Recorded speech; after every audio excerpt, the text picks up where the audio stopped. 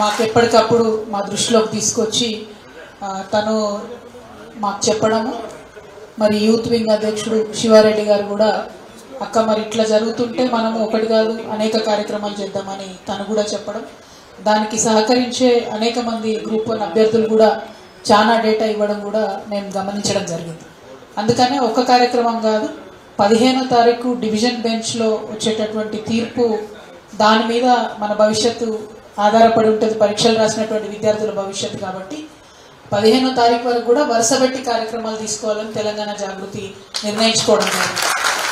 అందులో నిన్న మొదటి కార్యక్రమం తెలంగాణ విద్యార్థి అమరవీరులకు నివాళులర్పించి వారి సాక్షిగా పోరాటానికి తెరలేపిన.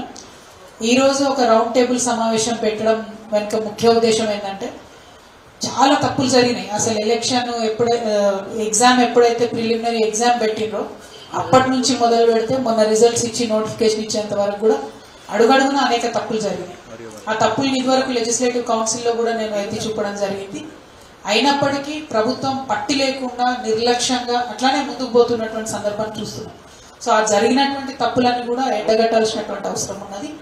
అట్ ద సేమ్ టైం ఈ తప్పుల్ని ఎండగట్టడంతో నాకు తెలిసి మీడియా మిత్రులంతా కూడా విద్యార్థులకు బాగా సహకరిస్తున్నారు. అది మెయిన్ స్ట్రీమ్ మీడియా అయినా యూట్యూబ్ మీడియా అయినా కూడా వారందరి ఒత్తిడి వల్ల ప్రభుత్వానికి కొంచెమన్నా కనీసం బుద్ధి వచ్చి మరి ఇప్పుడు ఇచ్చినటువంటి ఉద్యోగాలను రద్దు చేసి మళ్ళీ రీ ఎగ్జామ్ పెడుతుందేమో అనేటటువంటి ఒక ఆలోచనతోని మళ్ళీ ఈ కార్యక్రమాన్ని కూడా చేస్తూ ఉన్నాం.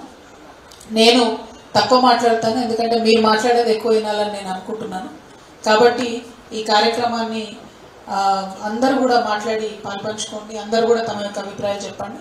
చివరిలో మళ్ళీ గవర్నమెంట్ ఏం డిమాండ్ చేయాలన్నది కూడా రౌండ్ టేబుల్ తీర్మానాలుగా మనం చేసి దాన్ని గవర్నర్ గారికి కూడా పంపుతాము, ముఖ్యమంత్రి గారికి కూడా పంపుతాం. కాబట్టి తీర్మానాలు చివరిలో చేసుకుందాం.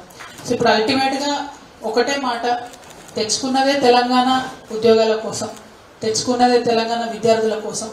అటువంటి విద్యార్థులకు నిరుద్యోగులకు అన్యాయం జరుగుతుంటే మాత్రం చూస్తూ ఊరుకునేది లేదు. మీ పక్షాన మేముంటాం, తెలంగాణ జాగృతి ఉంటుందని మళ్ళొకసారి నిరుద్యోగ మిత్రులకు విద్యార్థి మిత్రులకు భరోసాని ఇస్తూ మరి కార్యక్రమాన్ని ఉద్దేశించి మాట్లాడవలసిందిగా మహేందర్ రెడ్డి గారిని కోరుతాం.